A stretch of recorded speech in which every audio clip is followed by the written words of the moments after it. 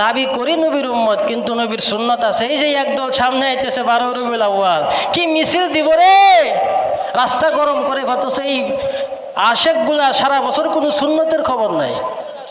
বাংলাদেশে 2টা ফল আছে, নামে কামে মিল নাই। আনারস কেউ খাইছেননি? রসে ভরা ফলের নাম কি? আনারস। অথচ রসে ভরা, কিন্তু নাম দিছে কি? আনারস, কোনো রস নাই। আর একটা ফল আছে বেদানা, চিনেননি? এদের ভিতরে দানা আছে না নাই? নাম কি দিছে? বেদানা, মানে যার মধ্যে কোনো দানা নাই। তাহলে 2টা ফলের নামে কামে মিল আছে। কথা কর, নামে কামে মিল আছে? নামে কামে যেমন মিল নাই, আমগো দেশের সুন্নিদেরও তেমন হালত, নামে কামে কোনো মিল নাই। এরা দাবি করে সুন্নি, কিন্তু বাস্তবে এদের কোনো সুন্নতের আমল নাই। আছে? আরে আসেনি? নাই। তাকায় দেখবেন তো, যারা সুন্নি দাবি করে, সুন্নত দূরের কথা 5 ওয়াক্ত নামাজই পড়ে না। তাহলে সুন্নি হইল কিভাবে? এজন্যই সুন্নি দাবি করতে হইলে কি লাগবে? সুন্নতের আমল। আর সাইনবোর্ড লাগাইতে হবে আমি নবীর আশেক, নাকি আমার সুন্নত দেখে একজন বলবে না লোকটা নবীর পুরো আশেক। যদি আমি সুন্নতের আমল আমার ভিতরে থাকে, তাহলে আমাকে বলতে হবে না, মানুষ দেখে বলবে না লোকটা নবীর আশেক। ওরা তো সাইনবোর্ড লাগায়, আসলে কিন্তু কিনা ওরা নবীর আশেক না। আবুল আহাব, আবু জাহাল নবীকে ভালো কম বাসছে না বেশি? আরে আবু জাহাল তো যখন নবী জমিনে আসলো, দাসী পর্যন্ত আজাদ করে দিয়েছে বাতিজা হওয়ার খুশিতে। ওই আবু জাহালকে যখন কালিমার দাওয়াত দেওয়া হলো, তখন বলে বাতিজা, বাপ দাদার ধর্মের মধ্যে চুনকালি দিয়া তোমার আদর্শ গ্রহণ করা সম্ভব হবে না। অথচ এই আবু তালেব নবীর জন্য জীবন দিতে প্রস্তুত ছিলেন। এই আবু তালেব যতদিন বেঁচে ছিল, মুহাম্মদকে কেউ কিছু বলার সাহস ছিল না, এমন ভালোবাসত। কিন্তু এই আবুল আহাব, আবু তালেব কি নবীর আদর্শ গ্রহণ করেছিল? করে নাই। তাহলে আমগো দেশের সুন্নিদের তেমন হালত। আবু জাহাল, আবু তালেব যেমন নবীকে ভালোবাসলো, আদর্শ গ্রহণ করে নাই, আমগো দেশের সুন্নিরাও নবীকে ভালোবাসে, কিন্তু নবীর আদর্শ গ্রহণ করে নাই। তাহলে ওদের সাথে মিল আছে না নাই? নবীকে ভালোবাসতে হলে কি বাসতে হবে? قال النبي صلى الله عليه وآله وسلم মান আহাব্বা সুন্নতি ফাকাদ আহাব্বানি। মায়ার নবী জানা দেয়, যারা আমি নবীর সুন্নতকে মুহাব্বত করলো, সে আমি নবীকে মুহাব্বত করলো। ওয়ামান আহাব্বানি, আর যা আমি নবীকে মুহাব্বত করেছে, কানা মাই ফিল জান্নাহ, সে আমি নবীর সাথে জান্নাতে থাকবে। তাহলে এখানে যে সুন্নত মানে তার জন্য, যে মানে না তার জন্য বলছে না, যে সুন্নত মানে সে থাকবে কোথায়? হাসরের মাঠে নবীর সাথে জান্নাতে। যে সুন্নত মানে না, সে নবীর সাথে কি করতে পারবেন? জান্নাতে। তাহলে কবরে যাওয়ার পরে প্রশ্ন কয়টা নি? 3টার মধ্যে 3 নাম্বারটা কি? তোমার নবীকে। তাহলে দুনিয়াতে বলা সহজ, নবী আমার হযরত মুহাম্মদ সাল্লাল্লাহু, দেখবেন যখন মানুষকে কবরস্থ করে মাটি দেয়, তখন বলে বিসমিল্লাহি ওয়া আলা মিল্লাতি রাসূলিল্লাহ, কয় কিনা? এই দোয়াটা পরে কবরে রাখে কিনা? আরে কেন তোমার মিল্লা, সারা জীবন সুন্নতের কোনো খবর নাই, এখন তুমি নবীর সুন্নি হয়ে কেমনে কবরে যাও?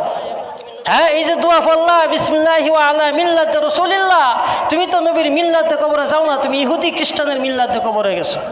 কারণ তোমার সারাটা জীবন কোনো সুন্নত তোমার গায়ে ছিল না। তুমি শেষে বলো কেমনে তুমি মিল্লাত, নবীর মিল্লাতে কবরে গেছো? হ্যাঁ, তাহলে একটা আরবিতে একটা প্রবাদ আছে, কামা তাদিনু তুদানু, যেমন কর্ম তেমন ফল। তাহলে দুনিয়াতে আমার চলাফেরা, আমল, আখলাক যেমন হবে, কবরের ব্যবহারটাও আমার সাথে তেমনই করা হবে, এর চেয়ে বেশি হবে না। এখন তো যে আমি আমল না করি, এখন কি মাস চলতেছে? মানুষের ধান লাগাইছে না? যে না লাগাইছে, তো যে ঘরের মধ্যে বসিয়া চিন্তা করে আমি বৈশাখ মাসে দুলা ভরা ধান পাবো, ক্ষেত লাগাইছে না, বৈশাখ মাসে ধান পাবে করে আশা করতে পারে?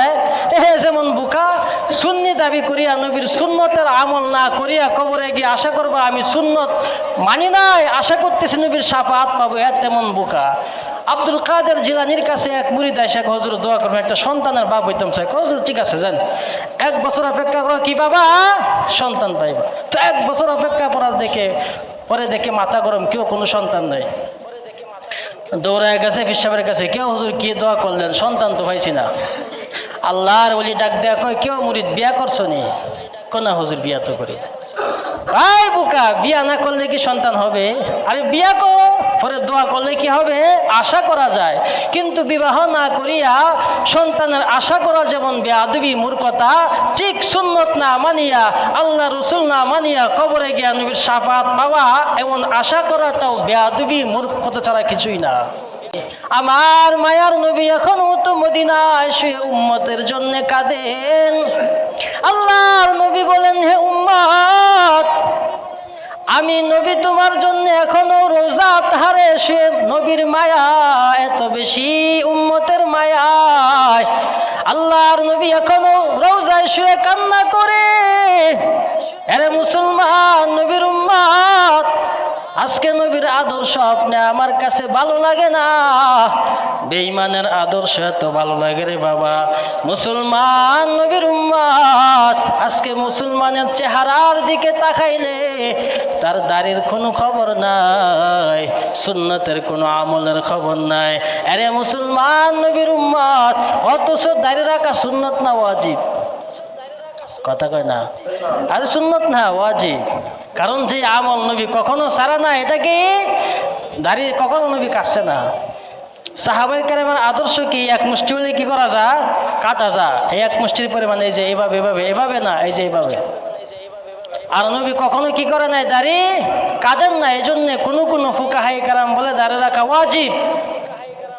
নরসিংদী জেলার ভিতরে লুকমান মেওয়ার একদিন তার স্ত্রী ডাক দিয়ে কয়, স্বামী আমার, তোমার দাড়িটা ফেলে দাও। তো লুকমান মেওয়ার মাথাটা নিচের দিকে দিয়ে কি যেন চিন্তা করে। স্ত্রী ডাক দিয়া কয়, কেউ স্বামী, আমি না বললাম দাড়ি ফেলে দেওয়ার জন্য, কি চিন্তা করো? লুকমান মেওয়ার ডাক দিয়া কয়, আমি চিন্তা করতেছি দাড়ি রাখবো না তোমাকে রাখবো।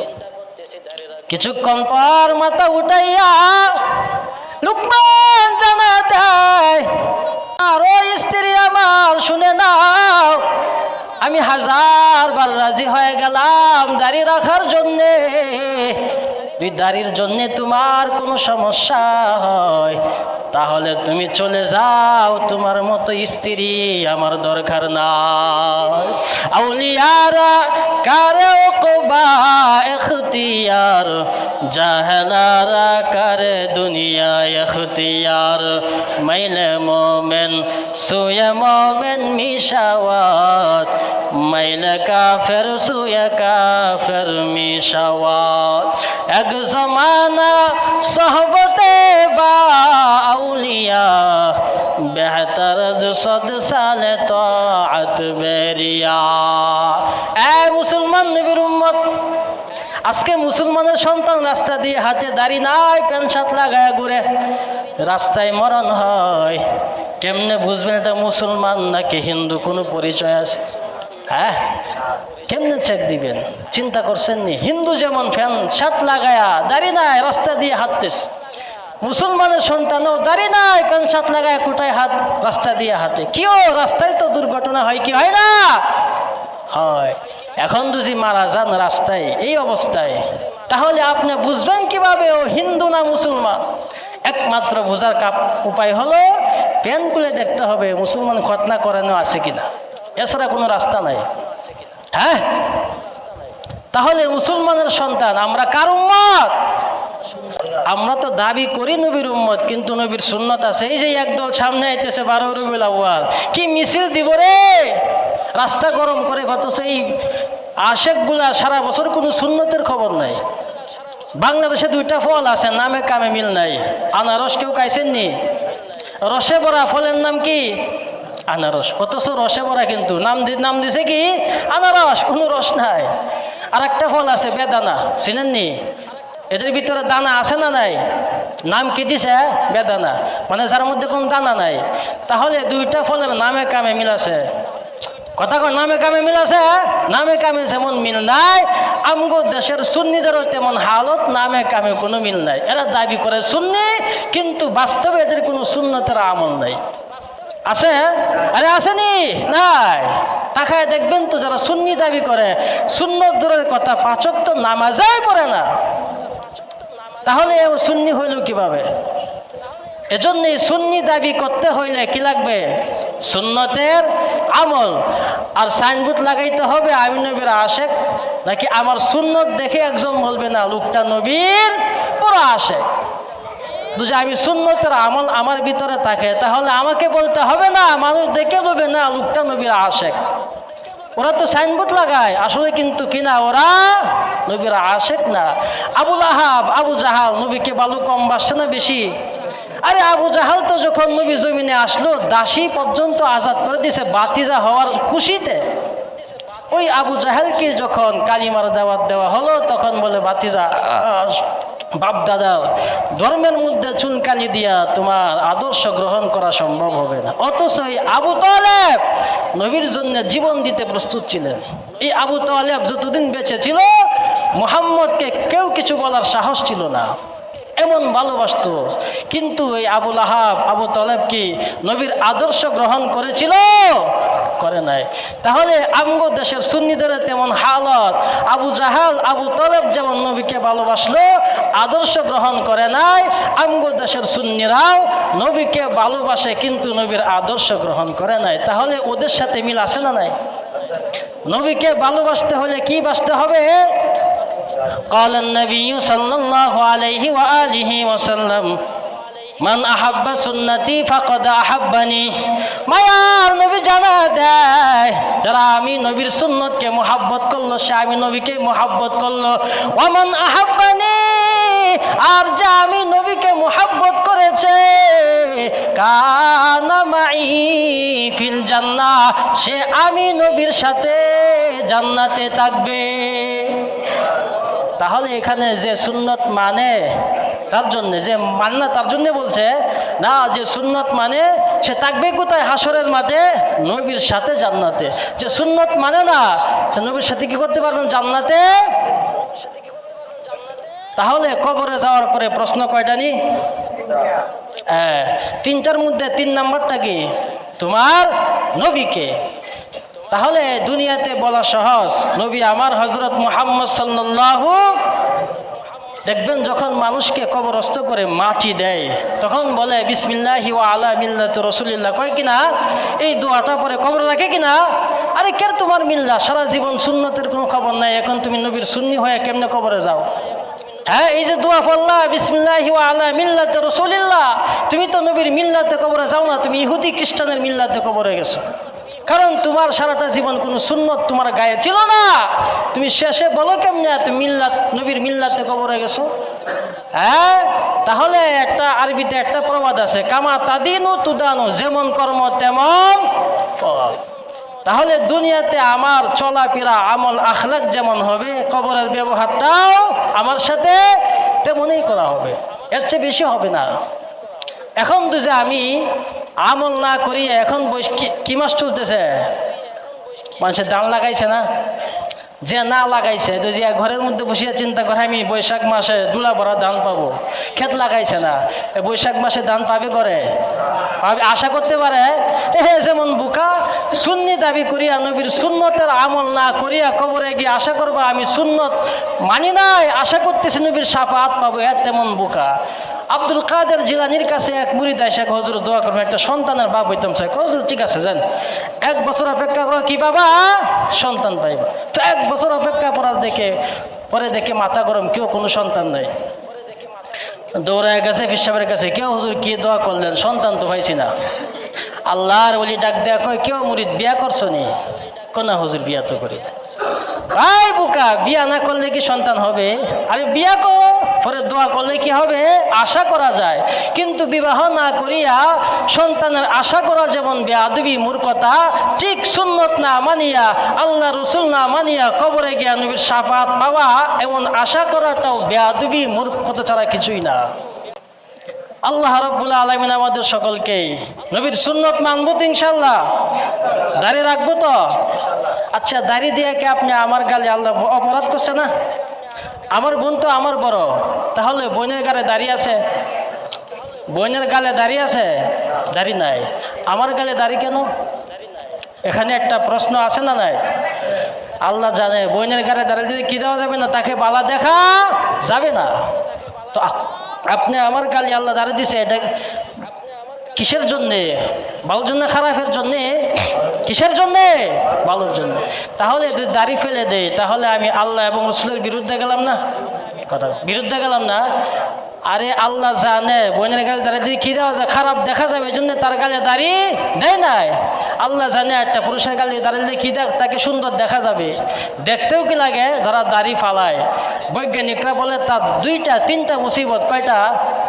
দুনিয়াতে কয়টা? বৈজ্ঞানিকরা কি বলে? 3টা মুসিবত। 1 নাম্বার তার যৌবনের পাওয়ার কমে যায়, 2 নাম্বার তার অকালে মরণ হয়। কি কালে মরণ হয়? অকালে মরণ হবে। 3 নাম্বার হলো সে নবীর সুন্নত মানলো না, এই হিসাবে হাসরের মাঠে সে নবীর শাফাত পায় কিনা সন্দেহ আছে। এজন্য সুন্নত মানলে দেখবেন যদি দাড়ি থাকে, দেখবেন নামাজ না পড়লে রাস্তা দিয়ে হাঁটেন, মানুষ সালাম দেয় দাড়ির সম্মানে। কিসের সম্মানে? এই দাড়ির সম্মানে কি দেয়? সালাম দেয়। তাহলে দাড়ির সম্মান আছে না নাই? আর যে দাড়ি বারবার ফালায়, ওর চেহারার দিকে তাকায় দেখেন, ও চায় কালি কি থাকতে? যুবক থাকতে, বৃদ্ধ হতে চাই না। হ্যাঁ, তাহলে আল্লাহ যাকে বৃদ্ধ বানায় সে কি যুবক থাকতে পারে? দাড়ি না রাখলেও তো সে কি হবে?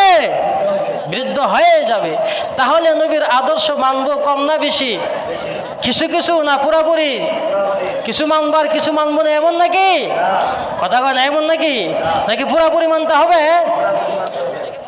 আল্লাহ রাব্বুল আলামিন আমাদের সকলকে যে কথাগুলি বললাম, আপনি আমার নবী দুনিয়াতেও রহমত, আবার পরকালেও নবী আপনি আমার জন্যে রহমত। দুনিয়াতে রহমত হলো আমি নবীর আদর্শ পাইয়া খুশি না বেজার? নবীর আদর্শ মানলে যাবো কোথায়? জান্নাতে। পরকালে গিয়া কোনো বিপদে পড়লে নবী সুপারিশ করে কোথায় নিয়ে যাবে? তাহলে আমার নবী দুনিয়াতেও রহমতুল লিল আলামিন, আখিরাতেও রহমতুল লিল। দুনিয়াতেও কি লাগে?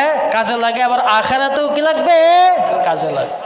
উম্মত যখন বিপদে পড়বে দেখবে 2-3টা গুনার জন্য তাকে কি করে, কোথায় যাবে? ওই জাহান্নামে চলে যাবে। তখন আল্লাহর রাসূল তাকে কি করবে? শাফাআত করিয়া কই নিয়ে যাবে? জান্নাতে নিয়ে যাবে। আল্লাহ রাব্বুল আলামিন আমাদের সকলকেই নামদারি সুন্নি থেকে আমাদের সকলকে হেফাজত করো।